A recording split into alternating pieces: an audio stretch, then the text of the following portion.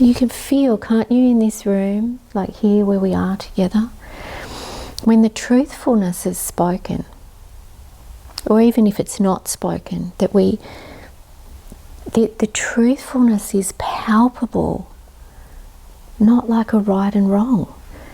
This deep truthfulness that we can feel, this deep, the depth of the settling of the truthfulness.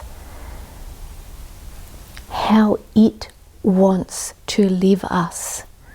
And then we can call it grace or God or silence or love.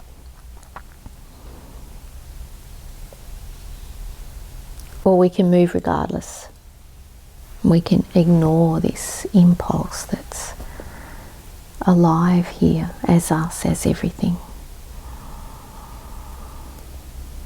And then we suffer. And we see it. Suffering is reflected everywhere.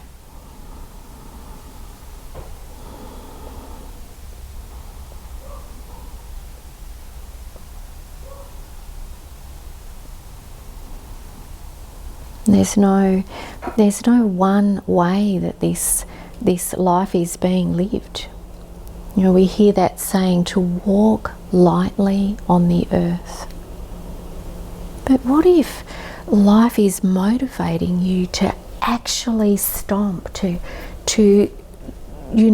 have, you're being motivated to have some action? We're not going to be tiptoeing around. You're going to be moving, being moved by grace, by life, however that looks. So really, throw out any ideas of how you should live, of how a spiritual life is lived or looked. Let love live you. Let love lead. Let grace, this silence, live you. Even if you're noisy and passionate, let silence inform that sound. Inform that passion.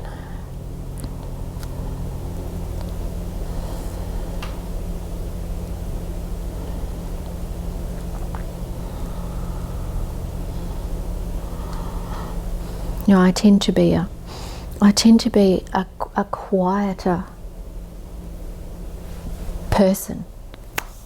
It doesn't mean that you have to live like this. You don't. Silence is here regardless of sound.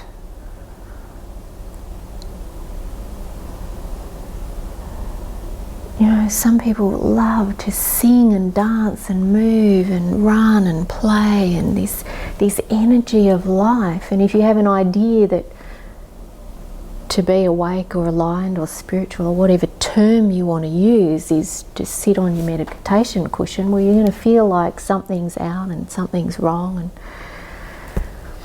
life is being lived. If you're being moved to live passionately and fully, live this way.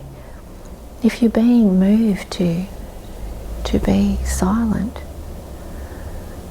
be silent.